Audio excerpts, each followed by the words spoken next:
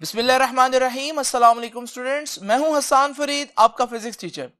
Students, आज का हमारा लेक्चर है different terminologies about alternating current. Alternating current से रिलेटेड डिफरेंट टर्म्स हम लोगों ने पढ़नी है, जैसे कि ऑल्टरनेटिंग करंट की पीक वैल्यू क्या होती है, पीक टू पीक वैल्यू क्या होती है, इंस्टेंटेनियस वैल्यू क्या होती है, आरएमएस वैल्यू क्या होती है। तो आइए स्टूडेंट स्टार्ट करते हैं आज का लेक्चर।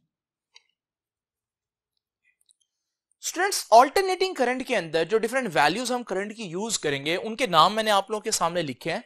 लेकिन इससे पहले कि मैं इनके बारे में आपको डिटेल बताऊं, पहले तो हम ये देखते हैं कि जब हम लोगों ने चैप्टर नंबर 13 पढ़ा और वहां डायरेक्ट करंट पढ़ा, तो डायरेक्ट करंट के लिए हमने डिफरेंट वैल्यूज क्यों नहीं पढ़ी। वहां पर जब भी डायरेक्ट करंट का जिक्र आता था तो मैं ये नहीं कह रहा था एवरेज करंट, पीक करंट, बल्कि मैं सिंपल आपके सामने करंट बोल देता था। उसकी स्टूडेंट्स बड़ी सिंपल सी वजह है, अगर आप गौर करें तो हमारे पास जब डीसी सोर्स जैसे कि सेल या बैटरी है, इसको हम एक रेजिस्टर के अक्रॉस कनेक्ट करते हैं तो आप लोग जानते हैं उसमें चार्जेस का एक फ्लो जो है वो शुरू हो जाता है। चार्जेस के इस फ्लो में खास बात यह है कि ये कांस्टेंट स्पीड से चार्जेस मूव करते रहते हैं, यानी कि ये जो करंट है ये एक स्टडी या कांस्टेंट वैल्यू ऑफ करंट है। ऐसे करंट का जब आप ग्राफ ड्रॉ करते हैं टाइम के लिहाज से, तो आप देखते हैं टाइम के लिहाज से करंट की वैल्यू चेंज नहीं होती। 10 एम्पेयर है तो 10 एम्पेयर ही करंट चलता रहेगा। अब स्टूडेंट्स, इस ग्राफ में अगर आप गौर से देखें, मैं आपसे पूछूं अगर इंस्टेंटेनियस वैल्यू ऑफ डीसी क्या है, इंस्टेंटेनियस का मतलब किसी भी लम्हे डीसी की वैल्यू क्या है, तो आप लोग जानते हैं कि इंस्टेंटेनियस वैल्यू ऑफ डीसी अगर मैं इस लम्हे देखूं तो 10 एम्पियर्स है, और अगर इस लम्हे देखूं तो 10 एम्पियर्स है। इसका मतलब इंस्टेंटेनियस वैल्यू ऑफ डीसी तो 10 एम्पियर ही रहेगी, क्योंकि करंट स्टेडी है। इसी तरह से अगर मैं आपसे पूछूं पीक करंट कितना है, पीक से मुराद है मैक्सिमम करंट कितना है, तो आप लोग देखेंगे इस पूरे ग्राफ के अंदर हमारे पास मैक्सिमम करंट 10 एम्पियर ही गया है, यानी कि अगर पीक करंट देखें तो वो भी 10 एम्पियर है। अगर मैं एवरेज करंट देखूं तो क्योंकि करंट चेंज ही नहीं हुआ तो एवरेज भी 10 एम्पियर ही आएगा। इसका मतलब इंस्टेंटेनियस वैल्यू ऑफ करंट भी 10 एम्पियर है, पीक वैल्यू ऑफ करंट भी 10 एम्पियर है, एवरेज वैल्यू ऑफ करंट भी 10 एम्पियर है। इसका मतलब फिर हमें ये डिफरेंट टर्म्स यूज करने की जरूरत नहीं है, क्योंकि जब आंसर ही 10 आना है तो मैं बजाय ये डिफरेंट टर्म्स यूज करूं, मैं बस डीसी के अंदर डायरेक्ट करंट के अंदर मैं ये कह देता हूं कि करंट 10 एम्पियर है। वो पीक भी होगा, वो एवरेज भी होगी, वो इंस्टेंटेनियस भी होगी। तो इस वजह से जब चैप्टर नंबर 13 में हम लोगों ने डिस्कस किया तो डायरेक्ट करंट में हम लोगों ने डिफरेंट वैल्यूज को डिस्कस नहीं किया, वहां बनता नहीं था डिस्कस करना। यहां पर बनता है क्योंकि आप लोग जानते हैं कि हमारे पास जो एक ऑल्टरनेटिंग सोर्स होता है उसको जब हम एक रेजिस्टर के अक्रॉस जो है वो लगाते हैं तो रेजिस्टर में करंट कुछ इस तरह से फ्लो करता है। आप देख रहे हैं चार्जेस अपनी पोजीशन पर टू एंड फ्रो मूव कर रहे हैं, यानी कि वाइब्रेट कर रहे हैं। अब स्टूडेंट्स, अगर मैं इसकी वेव फॉर्म ड्रॉ करूं तो वो मैंने आप लोगों को कल बताया था कि हमारे पास ऑल्टरनेटिंग करंट की जो वेव फॉर्म है वो कुछ इस तरह से है। इस वेव फॉर्म में खास बात यह है कि यहां मैग्नीट्यूड ऑफ करंट कांस्टेंट नहीं है, बल्कि इस पॉइंट पर अगर आप देखें तो करंट जीरो है और फिर करंट मुसलसल बढ़ते बढ़ते बढ़ते मैक्सिमम हो रहा है, और फिर उसके बाद दोबारा से कम होते होते जीरो हो रहा है, और फिर ऑपोजिट डायरेक्शन में बढ़ते बढ़ते मैक्सिमम हो रहा है, और फिर ऑपोजिट डायरेक्शन में कम होते होते जीरो हो रहा है। तो इसका मतलब यहां तो मैग्नीट्यूड कांस्टेंट नहीं है। अब यहां पर जब मैग्नीट्यूड कांस्टेंट नहीं होगा तो पीक वैल्यू कुछ और होगी, इंस्टेंटेनियस वैल्यू कुछ और होगी, एवरेज कुछ और आएगा। इस वजह से यहां पर ये हम टर्मिनोलॉजीज पढ़ रहे हैं। तो सबसे पहले तो आपको ये फर्क करना जरूरी है। अब सबसे पहली वैल्यू जो आपको करंट की पता होनी चाहिए वो क्या है स्टूडेंट्स, वो है इंस्टेंटेनियस वैल्यू ऑफ एसी। जैसे कि मैंने आपको बताया ये आपका पूरा ऑल्टरनेटिंग करंट का ग्राफ है। अब अगर आप गौर से देखें डिफरेंट पॉइंट्स पर डिफरेंट वैल्यू है करंट की। अगर मैं आपसे कहूं इस टाइम पर करंट की वैल्यू कितनी थी, तो आप लोग देखेंगे इस टाइम पर तो करंट की वैल्यू ये थी, इस लम्हे ये थी, आगे जाकर तो चेंज हो रही है। तो इसका मतलब ये इस लम्हे की करंट की वैल्यू है, यानी कि इंस्टेंटेनियस वैल्यू ऑफ करंट है। और अगर मैं आपसे पूछूं कि इस लम्हे करंट कितना था, तो आप यहां से वाई एक्सिस पर यहां पर करंट की वैल्यू देखकर मुझे बताएगा कि इस लम्हे इंस्टेंटेनियस वैल्यू ऑफ करंट ये है। तो इंस्टेंटेनियस वैल्यू ऑफ करंट क्या होता है, आपके साइकिल के अंदर किसी भी लम्हे करंट की क्या वैल्यू होगी, इसे हम बोलेंगे instantaneous value of current. Instantaneous का मतलब हर लम्हे की वैल्यू। तो स्टूडेंट्स, इसकी डेफिनेशन लिखते हैं, दी वैल्यू ऑफ alternating current और वोल्टेज, क्योंकि आप लोगों को मैंने लास्ट लेक्चर में बताया कि ऑल्टरनेटिंग करंट और वोल्टेज के ग्राफ बिल्कुल एक जैसे थे। तो the value of alternating current और voltage that exist in the circuit, जो आपको सर्किट के अंदर मिलेगी at any instant of time, वक्त के किसी खास लम्हे, टाइम टी इज कॉल्ड, किसी खास टाइम टी, वो टाइम कुछ भी हो सकता है, इज कॉल्ड, उसे हम कहते हैं इंस्टेंटेनियस वैल्यू ऑफ एसी। वो ऑल्टरनेटिंग करंट की इंस्टेंटेनियस वैल्यू या ऑल्टरनेटिंग वोल्टेज की इंस्टेंटेनियस वैल्यू कहलाएगी। और स्टूडेंट्स, वो कितनी होगी किसी भी लम्हे, उसके लिए हमें कोई ना कोई इक्वेशन चाहिए। वो इक्वेशन मैं आप लोगों के साथ डिस्कस कर चुका हूं लास्ट टाइम। वो इक्वेशन थी करंट के लिए I is equal to I not sine theta, और वोल्टेज के लिए थी V is equal to V naught sine theta. अब ये साइन थीटा क्यों आया है? क्योंकि वो साइन कर्व है। ये चीजें हम लोगों ने लास्ट टाइम डिस्कस की। यहां याद रखिएगा, ये I या ये V, ये है instantaneous value of current and instantaneous value of voltage. अब स्टूडेंट्स, मैंने आपको यह बताया था कि इस फॉर्मूला की कुछ एक्सटेंशंस हैं, इसको हम मजीद कुछ इस तरह से लिख सकते हैं, क्योंकि हम जानते हैं कि थीटा जो है वो ओमेगा टी होता है, तो थीटा की जगह हम ओमेगा टी भी लिख सकते हैं, और फिर यही काम हम यहां कर सकते हैं, तो वी नॉट साइन थीटा की जगह ओमेगा टी लिख सकते हैं। और ओमेगा 2 पाई एफ होता है, तो हम I is equal to I not sine 2 pi F T लिख सकते हैं, और यही काम हम यहां पर भी कर सकते हैं। अब ये मैं जल्दी जल्दी इसलिए कर रहा हूं क्योंकि ये आज का आर्टिकल नहीं है, ये तो एक्चुअली कल हम लोगों ने डिस्कस कर लिया था। और फिर हम ये भी जानते हैं कि ये जो हमारे पास फ्रीक्वेंसी है, इसको हम 1/t लिख सकते हैं, तो मैं इसको ऐसे भी लिख सकता हूं, और यही काम हम यहां पर भी कर सकते हैं। तो स्टूडेंट्स, आप लोगों ने देखा कि हम डिफरेंट तरीके से इंस्टेंटेनियस वैल्यू ऑफ करंट और instantaneous value of voltage find out कर सकते हैं। तो आइए स्टूडेंट्स, अब हम देखते हैं कि नेक्स्ट वैल्यू ऑफ एसी क्या है। तो नेक्स्ट वैल्यू ऑफ एसी जो है वो हमारे पास पीक वैल्यू ऑफ एसी है। पीक वैल्यू ऑफ एसी क्या है? जरा इमेजिन करें कि वही हमारी जो वेव फॉर्म है ऑल्टरनेटिंग करंट की। अगर मैं आपसे पूछूं कि किसी भी लम्हे करंट की वैल्यू क्या होगी, तो आप लोग जानते हैं कि instantaneous value of current different होगी, वो 0 से स्टार्ट होगी, और हमारे पास हर लम्हा जो इंस्टेंटेनियस वैल्यू ऑफ करंट है आप देख रहे हैं चेंज हो रही है। लेकिन अगर आप इस लम्हे पर देखें तो आप देखेंगे कि instantaneous value of current maximum हो चुकी है। इससे ज्यादा वैल्यू आपको इस साइकिल में नहीं मिलेगी। ये जो वैल्यू है इसे हम कहते हैं ये पीक वैल्यू है।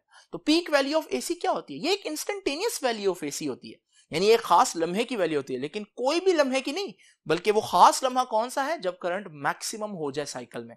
तो याद रखिएगा, पीक वैल्यू ऑफ एसी क्या है? The maximum value of AC during a cycle. एक साइकिल के अंदर, करंट के एक साइकिल के अंदर जो मैक्सिमम वैल्यू आएगी ऑल्टरनेटिंग करंट की, वो पीक वैल्यू होगी।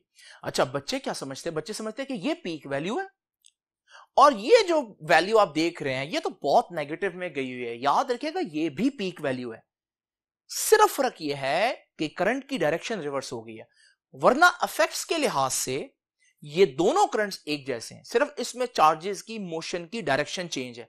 तो याद रखिएगा, कुछ बच्चे समझते हैं क्योंकि वो नेगेटिव आ रहा है, नेगेटिव का मतलब यहां सिर्फ डायरेक्शन को शो करना है कि चार्जेस ने अपनी डायरेक्शन रिवर्स कर ली है, करंट ने अपनी डायरेक्शन चेंज कर ली है। लेकिन करंट चाहे -20 एम्पियर हो चाहे +20 एम्पियर हो, करंट आपके पास एक जैसा इफेक्ट रखता है। अब स्टूडेंट्स याद रखिएगा, पीक वैल्यू ऑफ एसी का सिंबल है आई नॉट, ठीक है। पीक वैल्यू ऑफ एसी जो है वो आई नॉट से रिप्रेजेंट करते हैं। अब स्टूडेंट्स, ये मैं आप लोगों को बता चुका हूं कि ये जो इक्वेशन, इस इक्वेशन में एक्चुअली में अगर आप गौर से देखें तो ये क्या था, ये आई नॉट आपकी पीक वैल्यू थी, और ये आई के बारे में आपको बता चुका हूं, ये इंस्टेंटेनियस वैल्यू थी। इसका मतलब ये जो इक्वेशन हम लोगों ने ऊपर पढ़ी है, इस इक्वेशन में खास बात है और वो ये है कि ये रिलेशनशिप बिल्ड करती है इंस्टेंटेनियस वैल्यू ऑफ करंट और पीक वैल्यू ऑफ करंट के दरमियान।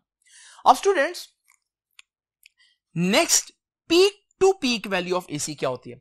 स्टूडेंट्स, आप लोगों को जो वेव फॉर्म मैं दिखाऊंगा इस पूरे चैप्टर के अंदर वो यही है। इस वेव फॉर्म में खास बात यह है कि ये वेव फॉर्म सिमेट्रिकल है। सिमेट्रिकल से मुराद ये है कि आप पॉजिटिव पीक वैल्यू जितनी देखेंगे, नेगेटिव पीक वैल्यू भी उतनी ही देखेंगे। लेकिन हमेशा ऐसा होना जरूरी नहीं है। आपके जो बुक है उसमें ऐसा ही होगा, लेकिन समटाइम्स आपको एक वेव फॉर्म कुछ इस तरह से भी दिख सकती है। अब मैं यहां पर अगर पीक वैल्यू बोल दूं कि पीक वैल्यू सपोज करें यहां पर 10 एम्पियर्स है, तो ये तो पीक वैल्यू सिर्फ पॉजिटिव साइकिल की हुई। नेगेटिव साइकिल में आप देख रहे हैं 10 एम्पियर नहीं बन रहा। तो स्टूडेंट्स, अब मैं आपको यहां कैसे बताऊंगा कि यहां पर कितनी वैल्यू है करंट की, क्योंकि मैं पीक नहीं बता सकता, क्योंकि दोनों तरफ की पीक सेम नहीं है। तो यहां पर हम एक काम करते हैं, हम पीक टू पीक वैल्यू ले लेते हैं। तो हमें मालूम है ये जो हमारे पास वैल्यू है 20 एम्पियर्स की, और ये जो हमारे पास पीक वैल्यू है -10 एम्पियर्स की। हम माइनस को भूल जाते हैं, हम इन दोनों पीक वैल्यूज का सम ले लेते हैं। तो ये जो 10 + 20 एम्पियर्स बनी, यानी कि 30 एम्पियर्स, ये हुई पीक टू पीक वैल्यू। तो यहां पर हम लोगों ने पीक से दूसरी पीक तक की टोटल वैल्यू आप लोगों को बताई। तो इसमें हम लोगों ने दोनों पीक को सम कर दिया, लेकिन उसमें जो नेगेटिव साइन है उसको इग्नोर करना पड़ेगा आपको। तो याद रखिएगा, हमारे पास peak to peak value of AC क्या होती है कि the some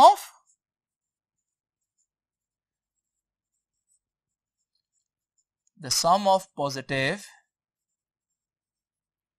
and negative peak values. Positive और नेगेटिव पीक वैल्यूज का जो सम है उसे हम बोलते हैं पीक टू पीक वैल्यू।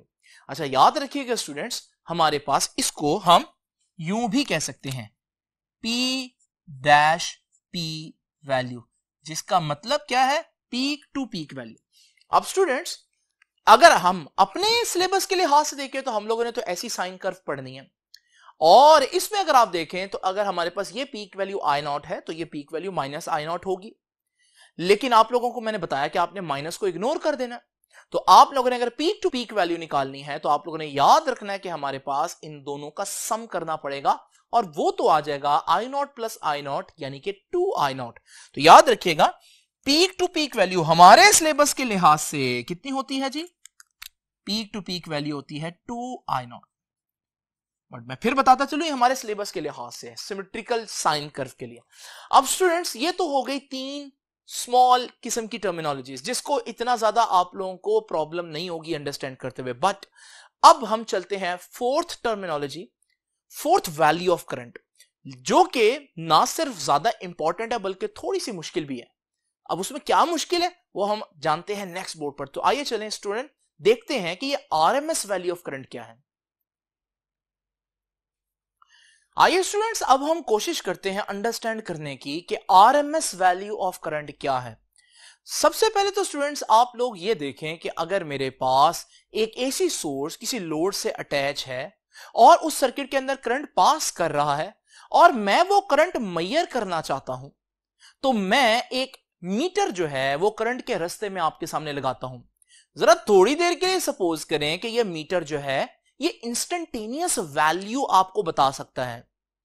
अगर ये मीटर इंस्टेंटेनियस वैल्यू आपको बता सकता है, आप लोग जानते हैं कि हमारा जो ऑल्टरनेटिंग करंट होगा उसकी वेव फॉर्म कुछ ऐसे होगी, और उसकी वेव फॉर्म अगर आप गौर से देखें तो उसमें मैग्नीट्यूड कांस्टेंट नहीं है, बल्कि यहां पर तो हमारे पास करंट 0 है, लेकिन उसके बाद करंट जो है वो मुसलसल बढ़ते बढ़ते बढ़ते बढ़ते मैक्सिमम पर आ रहा है, और फिर कम होते होते आप देखेंगे कि वो 0 पर आ रहा है, और फिर आप देखेंगे कि वो नेगेटिव में बढ़ते बढ़ते नेगेटिव में मैक्सिमम हो रहा है, और फिर ऑपोजिट डायरेक्शन में ही वो कम होते होते 0 हो रहा है। तो इस पूरे साइकिल को अगर आप दोबारा से एक दफा देखें तो आप देख रहे हैं कि हर लम्हा करंट चेंज हो रहा है, और वो जो मैंने डायग्राम बनाया उस डायग्राम के अंदर जो मीटर लगा हुआ वो इंस्टेंटेनियस वैल्यू ऑफ करंट बता सकता है। तो इसका मतलब यह हुआ कि जब वो मीटर आप देखेंगे तो उस पर तो आपको कुछ इस तरह का सिस्टम नजर आएगा, क्योंकि वो इंस्टेंटेनियस वैल्यू बता सकते हैं और इंस्टेंटेनियस वैल्यू तो हर लम्हा चेंज हो रही है, ऑल्टरनेटिंग करंट है ना। इसका मतलब क्या आप इस मीटर को देखकर कुछ यूजफुल इंफॉर्मेशन गैदर कर सकते हैं? क्या कुछ स्टडी कर पाएंगे आप? नहीं, ये तो इतनी तेजी से वैल्यूज फ्लक्चुएट हो रही हैं कि आपको कुछ पता नहीं लग रहा कि चल क्या रहा है सर्किट में। इसका मतलब हमें ऐसा मीटर तो हरगिज नहीं चाहिए एसी के अंदर जो इंस्टेंटेनियस वैल्यू बता सके, क्योंकि हमारे काम का वो नहीं है। अब स्टूडेंट्स आइए जरा मैं एक आम डीसी मीटर जिससे डायरेक्ट करंट मेजर करता हूं वो ऑल्टरनेटिंग करंट वाले सर्किट में लगा देता हूं। अब स्टूडेंट्स आप सोच रहे होंगे ये क्या मेजर करता है? क्या ये instantaneous value of current measure करता है? नहीं, याद रखिएगा ये average value of current measure करता है, यानी एक स्पेसिफिक टाइम पीरियड में कितना एवरेज करंट पास किया। अब स्टूडेंट्स जरा तवज्जो से देखिए, हमारे पास वो जो ऑल्टरनेटिंग करंट का साइकिल है, उस ऑल्टरनेटिंग करंट के साइकिल में मैं आपके सामने कुछ पॉइंट्स इमेजिन कर लेता हूं और आप देख रहे हैं कि इन पॉइंट्स में यहां पर करंट 0 है, यहां पर +1 है, यहां पर +2 एम्पेयर है, यहां पर +3 एम्पेयर है, और फिर आप देख रहे हैं कि यहां पर हमारे पास दोबारा से +2 एम्पेयर है, +1 एम्पेयर है, फिर 0, और फिर जब करंट अपनी डायरेक्शन रिवर्स करेगा तो आप देख रहे हैं कि ये -1 एम्पेयर, -2 एम्पेयर, -3 एम्पेयर, और फिर रिवर्स डायरेक्शन में करंट दोबारा से कम होना शुरू होगा तो ये -2 एम्पेयर, -1 एम्पेयर और 0 एम्पेयर। अगर मैं इस पूरे साइकिल का एवरेज निकालूं, आपको मालूम है एवरेज कैसे निकालते हैं? एवरेज इस तरह से निकालते हैं कि आप सारे करंट की वैल्यूज को ऐड करो और जितनी वैल्यूज हैं उतने नंबर से डिवाइड कर दो। तो अब मैं ये सारे करंट की जो वैल्यूज हैं ये मैंने आप लोगों के सामने यहां पर लिख दी हैं। अब स्टूडेंट्स अगर आप इनको काउंट करें तो हमारे पास ये इतनी वैल्यूज बन रही है, उससे डिवाइड कर देते हैं। लेकिन जब आप ये कैलकुलेशंस परफॉर्म करेंगे तो आप गौर से देखेंगे कि यहां पर जो +1 है इसका बिल्कुल ऑपोजिट -1 भी एग्जिस्ट करता है यहां पर, तो ये कैंसिल हो जाएगा। +2 -2 के साथ कैंसिल हो जाएगा, +3 -3 के साथ कैंसिल हो जाएगा, हेंस ये सारी वैल्यूज कैंसिल हो जाएंगी तो ऊपर तो बचेगा 0, और फिर जो मर्जी नंबर नीचे डिवाइड हो रहा आंसर तो आएगा 0। तो यहां खुलासा क्या है? खुलासा यह है कि एक ऑल्टरनेटिंग करंट का एवरेज वैल्यू 0 आती है। बहुत इंपॉर्टेंट ऑब्जेक्टिव है, इसको याद रखिएगा। यह पूछा जाएगा आपसे एमसीक्यू में कि एक कंप्लीट साइकिल, ऑल्टरनेटिंग करंट का साइकिल, उसकी एवरेज वैल्यू कितनी होती है? 0 होती है। क्यों भला? क्योंकि जो वैल्यूज आपके पास पॉजिटिव में एग्जिस्ट करती हैं वही वैल्यूज आपके पास नेगेटिव साइकिल में भी एग्जिस्ट करती हैं, तो एवरेज वैल्यू ऑफ करंट तो 0 हुआ। अब स्टूडेंट्स चलते हैं अपनी उस डायग्राम की तरफ जो हमारे पास ये बता रही है कि ये जो डायरेक्ट करंट वाला मीटर है क्या मेजर करता है? एवरेज करंट मेजर करता है पूरे साइकिल में। और ये तो ऑल्टरनेटिंग सोर्स लगा हुआ है, और ऑल्टरनेटिंग सोर्स का एक पूरे साइकिल में एवरेज कितना आता है? 0। तो ये मीटर यहां पर लगा होगा और करंट बह रहा होगा, लेकिन ये आपको जब भी एवरेज बताएगा ये 0 एम्पियर्स बता रहा होगा। और स्टूडेंट्स आप लोग समझेंगे कि वहां से करंट पास नहीं कर रहा, और ये बड़ी खतरनाक बात हो सकती है। हो सकता है कोई शख्स एक ऑल्टरनेटिंग करंट वाले सर्किट के अंदर एक डीसी मीटर लगाए और डीसी मीटर लगाकर देखे तो उसको पता चले कि करंट तो 0 एम्पेयर है। अब उस बेचारे को नहीं पता कि असल में करंट तो बह रहा है लेकिन एवरेज 0 आ रही है। बहरहाल वो तो मीटर पर अपना भरोसा रखेगा और वो समझेगा कि करंट 0 एम्पेयर है, लेकिन अगर उसने ये सर्किट में हाथ लगा दिया, इसको टच कर दिया, तो आप देखेंगे उसको इलेक्ट्रिक शॉक लगेगा। इसका मतलब कि हमारे पास एक DC meter alternating current measure करने के काम नहीं आ सकता, क्योंकि डीसी मीटर क्या मेजर करता है? Average value of AC. और दूसरी बात, एवरेज वैल्यू ऑफ एसी कितनी होती है? 0 एम्पेयर। और क्यों होती है? क्योंकि जितनी पॉजिटिव वैल्यूज होती हैं सारी नेगेटिव वैल्यूज भी ऐसी ही एग्जिस्ट कर रही होती है और आंसर कुल मिलाकर 0 आता है। प्रॉब्लम समझिए आप लोगों ने। प्रॉब्लम यह है कि ना इंस्टेंटेनियस वैल्यू आप लोग मेजर करेंगे क्योंकि उसका फायदा नहीं है, ना एवरेज वैल्यू मेजर कर सकते हैं क्योंकि करंट जो है वो 0 आ रहा है, लेकिन एवरेज जरूरी बड़ी है। अब मैं क्या करूं कि मेरे पास एवरेज के मुतबादिल कोई चीज आ जाए। अब स्टूडेंट्स जरा उस सर्किट को फिर से देखिए जहां पर आप लोग देख रहे हैं कि जो डीसी मीटर है वो करंट 0 शो कर रहा है, लेकिन बल्ब का जलना यह बता रहा है कि भाई पावर 0 नहीं है। यहां एक बच्चा यह बात सोचेगा, यार अगर करंट 0 है तो पावर क्यों नहीं 0 भाई? क्योंकि पावर का फार्मूला हम लोगों ने क्या पढ़ा है? P = VI। और करंट तो जीरो है, और जब करंट जीरो होगा तो पावर भी तो जीरो ही आनी चाहिए ना, लेकिन बल्ब का जलना यह बता रहा है कि पावर जीरो नहीं है। अब ये पावर अगर जीरो नहीं है तो वो कैसे जीरो नहीं है? अब जब हम इसकी खोज लगाते हैं तो हमें पता चलता है कि पावर का एक और फॉर्मूला भी है, और वो है P is equal to I square R. इस फॉर्मूले को जरा जहन में रखिएगा स्टूडेंट्स। आइए चलते हैं वापस उसी साइकिल की तरफ, और इस साइकिल में वही वैल्यूज इमेजिन करते हैं। अब स्टूडेंट्स मैंने क्या बताया, एवरेज पावर जीरो नहीं आ रही, हालांकि एवरेज करंट जीरो आ रहा था। एवरेज करंट क्यों जीरो आ रहा था, दोबारा देखते हैं दफा कि हमारे पास एवरेज करंट में हम क्या करते हैं, सारी करंट की वैल्यूज को ऐड करते हैं और टोटल नंबर ऑफ वैल्यूज से डिवाइड करते हैं। और जब आप सारी वैल्यूज को ऐड करेंगे तो उसमें हर पॉजिटिव वैल्यू के कॉरेस्पॉन्डिंग एक नेगेटिव वैल्यू होगी और वो कैंसिल हो जाएगा और आंसर जीरो आ जाएगा। तो इसलिए average value of AC zero है। एवरेज वैल्यू ऑफ पावर क्यों नहीं जीरो, जरा देखते हैं students. Average value of power में आप क्या करेंगे, हर पॉइंट का पावर फाइंड आउट करेंगे। तो इन पॉइंट्स को मैं नाम दे देता हूं 1 2 3 4, और ये सारे पॉइंट्स पर जो पावर है उनको P1 P2 P3 P4 इस तरह से कर देता हूं। अगर मैंने एवरेज पावर निकालनी है तो मैंने सारी पावर की वैल्यूज को ऐड करना है और टोटल जितनी वैल्यूज है उससे डिवाइड कर देंगे, उन वैल्यूज को मैं n कह देता हूं। अब स्टूडेंट्स जरा इमेजिन करें कि हमारे पास हर पॉइंट पर जो पावर है उसका फॉर्मूला मैंने क्या बताया, आई स्क्वायर आर। तो जरा फॉर्मूला पुट करते हैं। अब ये जो I1 है ये हमारे पास फर्स्ट पॉइंट का करंट है, I2 सेकंड पॉइंट का करंट है। जब मैं ये करंट की वैल्यूज वो सारी साइकिल वाली यहां पुट करूंगा तो अब जरा गौर से अगर आप देखें तो हमारे पास ये कैंसिल नहीं होंगी। क्यों भला? क्योंकि आप लोगों ने देखा कि इन नेगेटिव वैल्यूज के ऊपर भी स्क्वायर है। जब नेगेटिव वैल्यूज का स्क्वायर लेंगे तो आंसर तो पॉजिटिव आएगा, और जब आंसर पॉजिटिव आएगा तो फिर ये कैंसिल नहीं होंगे, क्योंकि पॉजिटिव नेगेटिव में ऐड होकर आंसर जीरो दे सकता है। लेकिन यहां नेगेटिव वैल्यूज का भी स्क्वायर आ गया, इसलिए पावर का कुछ ना कुछ आंसर आएगा, यानी एवरेज पावर जीरो नहीं आएगी, लेकिन एवरेज करंट जीरो आ रहा है। तो आप लोगों ने गौर से मेरी बात सुनी कि हम लोगों ने यहां से क्या सीखा। यहां से हम लोगों ने यह सीखा कि average value of AC zero है, लेकिन एवरेज चाहिए, क्योंकि एवरेज से आपको थोड़ा बहुत अंदाजा हो जाता है, रफली आइडिया हो जाता है कि सर्किट का क्या कंजम्पशन है, कितना बिल आएगा इस सर्किट का। लेकिन एवरेज निकाल नहीं सकता क्योंकि एवरेज वैल्यू ऑफ एसी तो जीरो है। लेकिन एवरेज वैल्यू ऑफ पावर मैंने नोट किया कि जीरो नहीं है। और वो क्यों नहीं जीरो? क्योंकि उसमें करंट का स्क्वायर आ रहा है, और स्क्वायर नेगेटिव वैल्यूज को पॉजिटिव कर देता है। तो यहां से मेरे जहन में एक आइडिया आया, और वो ये कि क्यों ना मैं ये स्क्वायर वाली बात एवरेज निकालने के लिए यूज करूं। तो जब मैं स्क्वायर वाली बात यूज करूंगा एवरेज निकालने के लिए, तो स्क्वायर आ जाएगा तो नेगेटिव वैल्यूज पॉजिटिव हो जाएंगे, और नेगेटिव वैल्यूज जब पॉजिटिव हो जाएंगी तो हम फिर एवरेज वैल्यू ऑफ एसी भी फाइंड आउट कर सकते हैं।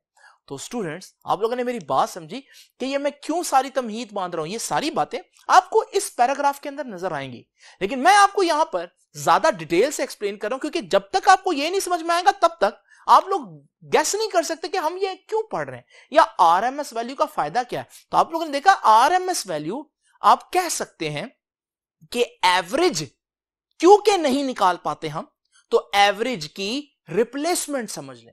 ये एग्जैक्ट एवरेज नहीं है। एवरेज वैल्यू ऑफ एसी जब भी आपसे कोई पूछेगा तो आरएमएस नहीं बोलेंगे आप। Average value of AC zero होती है, लेकिन एवरेज का रिप्लेसमेंट हम यहां पर देख सकते हैं, ये आरएमएस वैल्यू है। तो मैंने क्या देखा कि आरएमएस वैल्यू में मैंने क्या कॉन्सेप्ट लिया, पावर से कॉन्सेप्ट लिया, क्योंकि पावर में करंट का स्क्वायर है और आंसर जीरो होने से बच गया क्योंकि नेगेटिव वैल्यूज का स्क्वायर भी पॉजिटिव हो गया। तो क्यों ना मैं एवरेज लेते हुए भी यही काम करूं। नाउ स्टूडेंट्स जरा तवज्जो कीजिए, एक और इंपॉर्टेंट बात जो आप लोगों ने देखनी है वो ये है कि हमारे पास ये पूरा साइकिल है। अगर आप इस साइकिल का इतना हिस्सा देखें तो ये साइकिल का चौथाई हिस्सा यानी कि क्वार्टर है, चौथा हिस्सा है ये। लेकिन आप देखें कि यही चौथा हिस्सा यहां पर भी रिपीट हो रहा है, यहां पर भी रिपीट हो रहा है और यहां पर भी रिपीट हो रहा है। यानी कहने को तो ये पूरा साइकिल है, लेकिन असल में इस साइकिल के अंदर एक ही चीज रिपीट हो रही है और वो क्वार्टर पार्ट है। तो मैं इस क्वार्टर पार्ट को स्टडी करूंगा जो क्वार्टर जीरो से स्टार्ट हो रहा है, करंट वहां पर जीरो है, और मैक्सिमम पर जा रहा है, वहां पर करंट मैक्सिमम है यानी कि आई नॉट है। अब स्टूडेंट्स एवरेज कैसे निकालेंगे जरा तवज्जो से देखिए। सबसे पहले तो मैंने आपके सामने जो क्वार्टर बनाया, यानी कि असल में वैल्यू ऑफ एसी ये है, लेकिन मैं सिर्फ इतना हिस्सा लूंगा अब तक, क्योंकि ये इसी का आगे ही फर्दर ये बिल्कुल सिमेट्रिकल चीज है, उसी की ही रेपिटेशन है एक किस्म की। यहां करंट कितना है, जीरो। यहां करंट कितना है, आई नॉट। आइए सिर्फ जीरो और आई नॉट को ही देखते हैं। स्टूडेंट्स आपको मालूम है कि हम पहले लेते थे वैल्यूज ऑफ करंट। एवरेज लेने से पहले सबसे पहले आप क्या करेंगे, सारी वैल्यूज करंट की जमा करेंगे, उनको ऐड करेंगे। लेकिन अभी मैंने सीखा कि अगर मैं वैल्यूज जमा करूंगा तो पॉजिटिव वैल्यूज नेगेटिव वैल्यूज से कैंसिल होकर आंसर 0 आ जाएगा। अभी मैंने सीखा ये। तो इसका मतलब मुझे अब वैल्यूज ऑफ करंट नहीं लेनी, बल्कि मुझे इन वैल्यूज का पहले स्क्वायर ले लेना है, ताकि नेगेटिव का स्क्वायर पॉजिटिव हो जाए और आंसर कैंसिल ना हो। तो देखें, वैल्यूज ऑफ करंट लेता तो इधर 0 से लेकर मैक्सिमम आई नॉट तक जाता, लेकिन अगर मैं स्क्वायर वैल्यूज ऑफ करंट लूंगा तो मैं हर वैल्यू का स्क्वायर लूंगा, तो 0 का भी स्क्वायर होगा और जो मैक्सिमम आई नॉट तक जा रहा है उसका भी स्क्वायर होगा। तो ये पहली चीज आप लोगों ने देखी कि ये क्या है, स्क्वायर वैल्यूज ऑफ करंट। इसका फायदा क्या होगा, स्क्वायर ले लिया, नेगेटिव पॉजिटिव हो जाएगा और आंसर 0 नहीं आएगा। अब स्टूडेंट्स जरा तवज्जो कीजिए, हमने एवरेज लेना है, तो आइए इसका मीन ले लेते हैं। एवरेज कैसे लेते हैं, जो वैल्यूज है उनको ऐड करो, ठीक है, और जितनी वैल्यूज है उससे डिवाइड कर दो। तो 2 वैल्यूज मैं यहां पर ले रहा हूं, मिनिमम और मैक्सिमम, इनिशियल और फाइनल, तो उनको ऐड किया और 2 से डिवाइड कर दिया। ये मैंने एवरेज या मीन ले लिया। किसका मीन लिया, आप कहेंगे करंट का। नहीं नहीं, करंट का नहीं है ये करंट की वैल्यू का नहीं, बल्कि करंट के स्क्वायर्स का एवरेज है। यानी मेरे पास स्क्वायर वैल्यूज ऑफ करंट जो थी उन्हीं का मैंने मीन ले लिया। तो ये क्या बन जाएगा, ऊपर वाली चीज में एज इट इज लिखता हूं, स्क्वायर वैल्यू ऑफ करंट। ये ऊपर वाली चीज मैंने नीचे लिख दी, तो ये स्क्वायर वैल्यूज ऑफ करंट, उसको ऐड करके 2 से डिवाइड कर दिया, यानी कि उसका मीन ले लिया। तो यहां पर एक वर्ड ऐड हो जाएगा कि अब ये क्या है, ये है mean square value of current. ठीक है जी, ये है mean square value of current. उसके बाद स्टूडेंट्स अब मसला क्या होगा, मसला ये होगा कि जब आप आम एवरेज लेते हैं, आम एवरेज में आप क्या करेंगे, 0 plus I not divided by 2। ठीक है जी, 0 plus I not divide by 2। और यहां आप क्या कर रहे हैं, पहले आप 0 का स्क्वायर ले रहे हैं, फिर आई नॉट का स्क्वायर ले रहे हैं, फिर मीन ले रहे हैं। स्टूडेंट्स इसका आंसर तो बहुत कम और इसका आंसर बहुत ज्यादा है, क्योंकि ऊपर स्क्वायर आ रहा है। अब स्क्वायर आने की वजह से एक मसले से तो बच गए कि नेगेटिव वैल्यूज पॉजिटिव हो जाएंगी, लेकिन अब दूसरा मसला आ गया, और वो क्या है, हमारा जो आंसर है वो स्क्वायर्स की वजह से वो बहुत ज्यादा हो जाएगा, हमारा जो एवरेज है वो तो गलत आ जाएगा। तो इसका मतलब अब हमें ये जो स्क्वायर वाला इफेक्ट है इसको भी किसी तरह से कैंसिल करना है। आपको मालूम है स्क्वायर का दुश्मन कौन है, अंडर रूट है, क्योंकि स्क्वायर अंडर रूट से कैंसिल होता है। तो हम उस इफेक्ट को जो स्क्वायर आने की वजह से बहुत ज्यादा हो गया है, मैग्नीट्यूड बहुत ज्यादा हो गया, उसको दोबारा से नॉर्मल करने के लिए क्या करेंगे जी, ये सारी चीज जो हम लोगों ने मीन लिया हुआ था, मीन स्क्वायर, उसका अंडर रूट भी ले लेंगे। जब मैं ये करूंगा तो ये मैंने ऊपर वाली चीज का अंडर रूट ले लिया। ऊपर वाली चीज क्या थी, ऊपर वाली चीज थी, दोबारा लिख रहा हूं इसको नीचे, ऊपर वाली चीज थी मीन स्क्वायर वैल्यू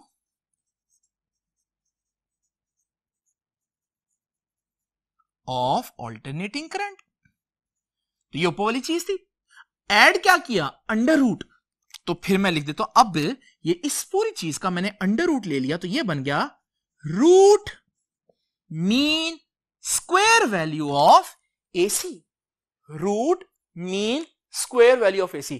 पहले मैंने करंट के स्क्वायर्स लिए, फिर मैंने उनका मीन लिया, और फिर मैंने उनका अंडर रूट ले लिया। वजह मैंने आपको बता दी। तो क्या बन गया कि हमारे पास ये पहले स्क्वायर वैल्यूज ऑफ करंट थी, फिर मैंने मीन लिया तो mean square value of current बन गया, और फिर मैंने अंडर रूट ले लिया तो root mean square value of current बन गया।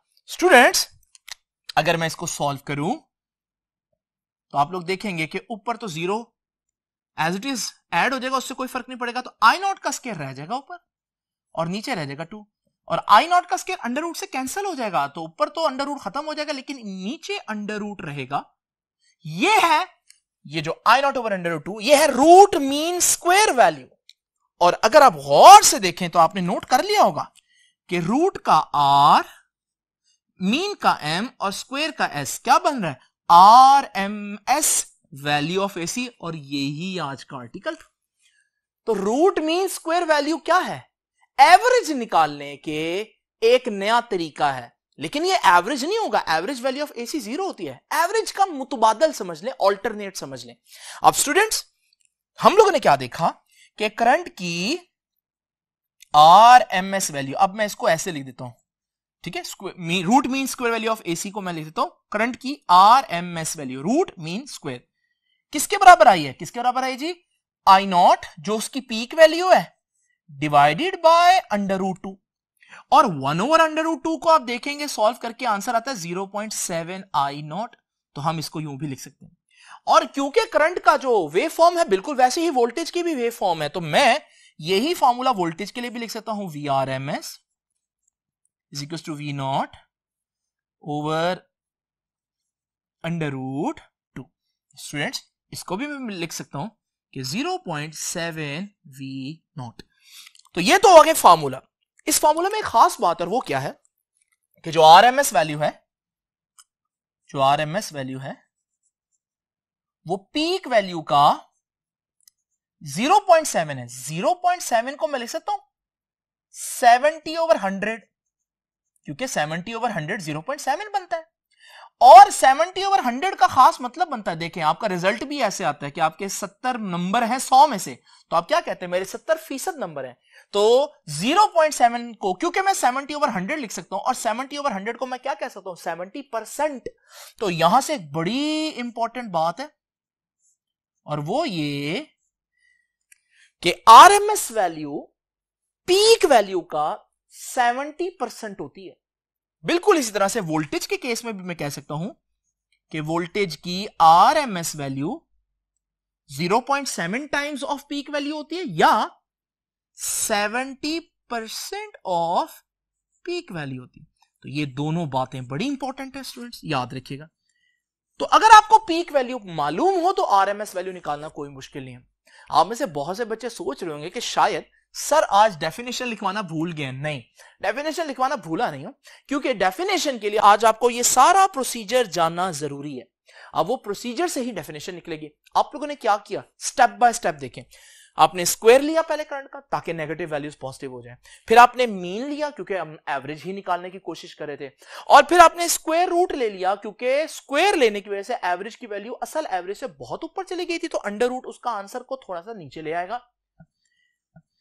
तो आपने स्क्वायर लिया, फिर आपने मीन लिया, और फिर आपने रूट लिया, जहां से बना root mean square value of AC. तो यहां से हम यही डेफिनेशन बना लेते हैं कि what is RMS value of current? It is the root of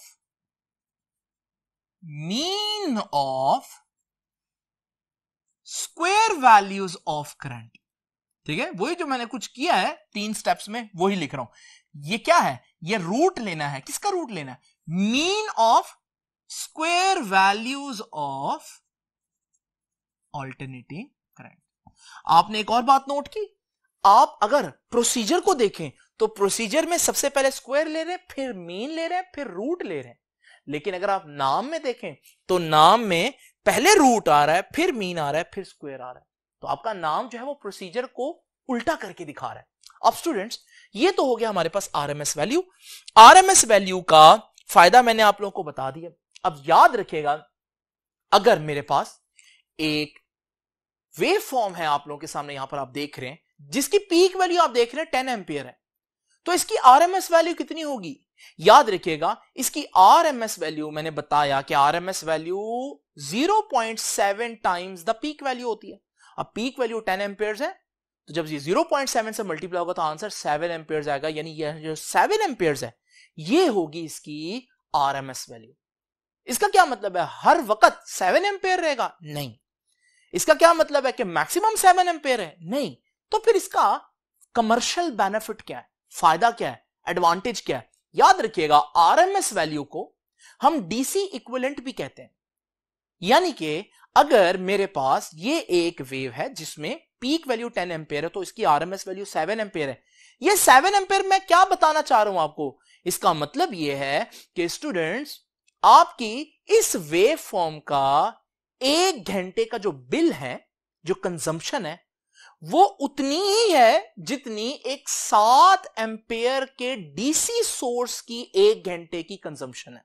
दोबारा देख लीजिए कि हमारे पास अगर 10 एम्पेयर पीक वाली एसी 1 घंटे तक आपको पावर देती रहे तो जो कंजम्पशन होगी, जो हीटिंग इफेक्ट होगा वो उतना ही होगा जितना 7 एम्पेयर वाला सेल जो है वो 1 घंटे तक देता रहे। यानी आपने इसको डीसी के इक्विवेलेंट करके देख लिया। तो स्टूडेंट्स ये वैल्यू भी आप लोग याद रखिएगा कि इसको हम डीसी इक्विवेलेंट क्यों कहते हैं, और आरएमएस वैल्यू अगर आपको कोई बताए तो इसका मतलब क्या है। इसका मतलब ये नहीं है कि 7 एम्पेयर करंट हमेशा बहता रहेगा, इसका ये मतलब भी नहीं है कि मैक्सिमम 7 एम्पेयर है, नहीं, इसका ये मतलब है कि इस पूरी वेव का कुल मिलाकर इफेक्ट ऐसा ही है जैसे कांस्टेंट अगर 7 एम्पेयर आपको मिलता रहे। अब स्टूडेंट्स आइए, यहां पर ये बात खत्म नहीं हुई, एक आखिरी चीज आज की रहती है और वो है ग्राफिकल इंटरप्रिटेशन। अब ग्राफिकल इंटरप्रिटेशन हम लोगों ने कैसे करनी है, यानी ये जो सारी चीज मैंने आपके सामने मैथमेटिकली की है इसको ग्राफ के ऊपर कैसे शो करूं। तो आइए स्टूडेंट्स नेक्स्ट बोर्ड पर चलते हैं और देखते हैं कि इसकी ग्राफिकल इंटरप्रिटेशन क्या होगी। स्टूडेंट्स अब हम देखेंगे ग्राफिकल इंटरप्रिटेशन। इंटरप्रिटेशन का मतलब होता है तशरीह करना, एक्सप्लेन करना। अब यहां पर जो हम लोगों ने पहले सारे स्टेप्स मैथमेटिकली किए वो अब आपके सामने ग्राफिकली करेंगे।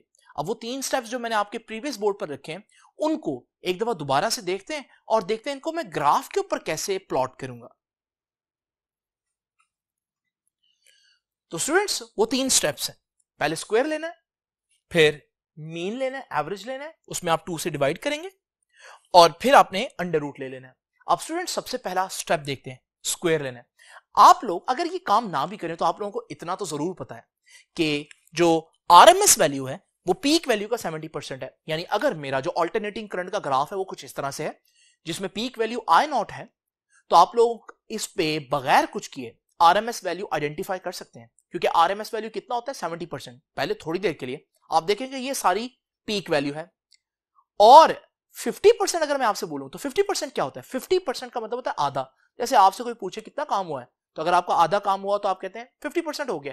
तो 50% हाफ होता है, तो अगर मैं इसका बिल्कुल हाफ लूं तो वो इतना बनता है। ये पीक वैल्यू का 50% बन रहा है। तो आरएमएस वैल्यू क्या होती है, पीक वैल्यू का 70%। तो 50 से थोड़ा सा ऊपर रफली यहां पर ये 70% ऑफ पीक वैल्यू होगा, और 70% ऑफ पीक वैल्यू क्या होता है, आरएमएस वैल्यू। तो ये पॉइंट जो है ये आरएमएस वैल्यू होगा। तो यहां पर मैं एक लाइन ड्रॉ कर सकता हूं कि ये आरएमएस वैल्यू है। तो आरएमएस वैल्यू मैंने आपके सामने बगैर कुछ किए प्लॉट कर लिया, लेकिन आज का काम ये नहीं है कि आपने बगैर कुछ किए या लॉजिक लगाकर प्लॉट करना है, नहीं, आज आपने इन स्टेप्स के जरिए प्लॉट करना है।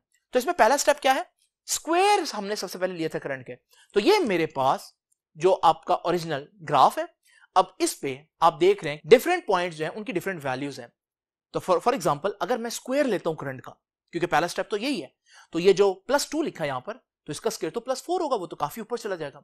और ये जो +3 लिखा है इसका स्क्वायर तो +9 होगा, वो तो बहुत ऊपर चला जाएगा। तो अगर आप इसी तरह हर पॉइंट का स्क्वायर लें तो आपके पास ये कर्व आएगी।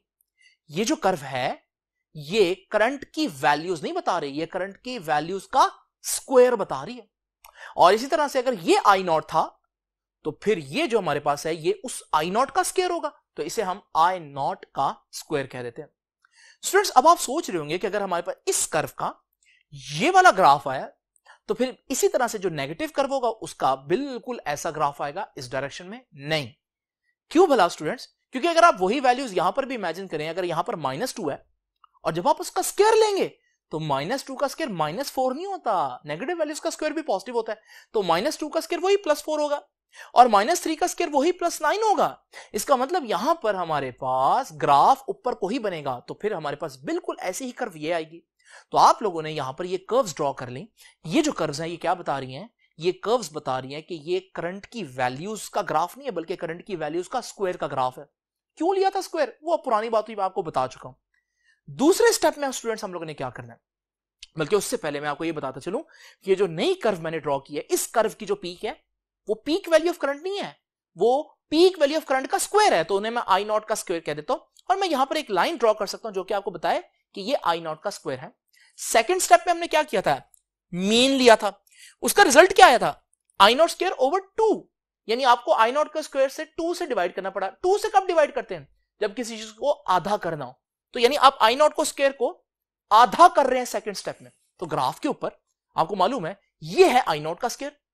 तो आई नॉट के स्क्वायर को आधा करने का मतलब है कि आप ये हाफ पर आ जाएं, ये आई नॉट स्क्वायर डिवाइडेड बाय 2 आ गया। ये क्या है? ये सेकंड स्टेप का रिजल्ट आया है, और सेकंड स्टेप का जो रिजल्ट है वो mean square value of AC बता रहा है। यानी ये जो पॉइंट है आई नॉट स्क्वायर डिवाइड बाय 2, ये mean square value of current है, जैसे कि हम लोग देख रहे हैं mean square value of current I not square over 2। आखिरी स्टेप में हम लोगों ने क्या किया? अंडर रूट ले लिया। तो वही जो आई नॉट स्क्वायर ओवर 2 था जो ऊपर वाले स्टेप में आ चुका था, उसके ऊपर बस एक अंडर रूट लगा देना। अंडर रूट क्या करता है? 4 का अंडर रूट 2 आता है, आंसर कम हो गया। 9 का अंडर रूट 3 आता है, आंसर कम हो गया। 16 का अंडर रूट 4 आता है, आंसर कम आ गया। इसका मतलब अंडर रूट से आंसर कम आता है, तो हमारे पास आई नॉट स्क्वायर ओवर 2 का अंडर रूट लेना है। आई नॉट स्क्वायर ओवर 2 ग्राफ के ऊपर ये मैं आपके सामने प्लॉट कर चुका हूं। तो जब इसका अंडर रूट लेंगे तो आंसर और कम आ जाएगा, और ये आंसर आ गया। ये है आई नॉट ओवर अंडर रूट 2 का आंसर। और आई नॉट ओवर अंडर रूट 2 क्या है? रूट मीन स्क्वायर वैल्यू, यानी आरएमएस वैल्यू। ये है स्टूडेंट्स हमारे पास आरएमएस वैल्यू, और ये वही है जो मैंने आप लोगों के सामने पहले लॉजिकली भी ड्रॉ किया। तो इस तरह से हम ग्राफिकली वो सारे काम, वो सारे स्टेप्स जो मैथमेटिकली किए थे ग्राफिकली भी बता सकते हैं। अब स्टूडेंट्स आज की आखिरी बात, बिल्कुल आखिरी लाइन, और वो ये है कि आपका जो एसी मीटर होता है, यानी ऑल्टरनेटिंग करंट मेजर करने वाला मीटर, डीसी मीटर नहीं, वो तो जीरो बताएगा ना, क्योंकि वो एवरेज बताता है। ऑल्टरनेटिंग करंट मेजर करने वाला मीटर जब कोई रीडिंग दे रहा होता है किसी भी सर्किट के अंदर, वो रीडिंग क्या होती है? जैसे ये 3 एम्पेयर बता रहे हैं, 3 एम्पेयर क्या है? क्या ये इंस्टेंटेनियस करंट है? क्या ये पीक करंट है? क्या ये पीक टू पीक करंट है? नहीं स्टूडेंट्स, ये है आरएमएस वैल्यू ऑफ करंट। आपका एसी मीटर जब भी करंट या वोल्टेज, ऑल्टरनेटिंग करंट या ऑल्टरनेटिंग वोल्टेज बताएगा, वो कौन सी वैल्यू बताएगा? RMS value. अगर उसके ऊपर मेंशन है कि भाई वो पीक वैल्यू बताने के लिए, फिर वो अलग मामला है, तो उस सूरत में तो हम नहीं देखेंगे। लेकिन अगर उसके ऊपर कुछ भी मेंशन नहीं है, तो फिर याद रखिएगा वो कौन सी वैल्यू बता रहा होता है? आरएमएस। और याद रखिएगा न्यूमेरिकल में भी ऐसा ही होगा। न्यूमेरिकल में अगर आपको वो कोई वोल्टेज दे देता है, फॉर एग्जाम्पल वो वोल्टेज देता है 220 वोल्ट, तो वो आरएमएस वोल्टेज होगी। हो सकता है वो कहे भी ना, उसको कहना जरूरी नहीं है, क्योंकि उसको पता है कि स्टूडेंट्स को यह बात कंफर्म होनी चाहिए कि इस चैप्टर के अंदर अगर हम खाली वोल्टेज या खाली करंट की बात करेंगे, उसके साथ पीक या कोई और नहीं लिखते, तो फिर वो ऑब्वियस हो जाएगा मैं आरएमएस की ही बात कर रहा हूं। इसी तरह से स्टूडेंट्स आपके घरों के अंदर जो एसी मीटर लगे होते हैं, जो स्विच बोर्ड्स में लगे होते हैं, तो वो जो आपको वैल्यू ऑफ वोल्टेज दे रहे होते हैं, फॉर एग्जांपल 220 वोल्ट्स बता रहे हैं, तो ये 220 वोल्ट्स कौन सा करंट बता रहे हैं? वो आपको ये आरएमएस वैल्यू ऑफ वोल्टेज बता रहे हैं। इसका मतलब ये पीक वैल्यू नहीं है, आपकी आरएमएस वैल्यू 220 वोल्ट्स है। तो फिर जो पीक वैल्यू है वो तो 220 वोल्ट से ज्यादा होगी, वो तकरीबन 315-314 वोल्ट्स तक जा रही होती है। तो स्टूडेंट्स ये था हमारा आज का आर्टिकल। आई होप कि आज का आर्टिकल आपको समझ में आया होगा, और रूट मीन स्क्वायर वैल्यू से नेक्स्ट टाइम आप घबराएंगे नहीं, बल्कि इसको एंजॉय करेंगे। तो आपसे अब इंशाल्लाह मुलाकात होगी नेक्स्ट लेक्चर में। तब तक के लिए अल्लाह हाफिज।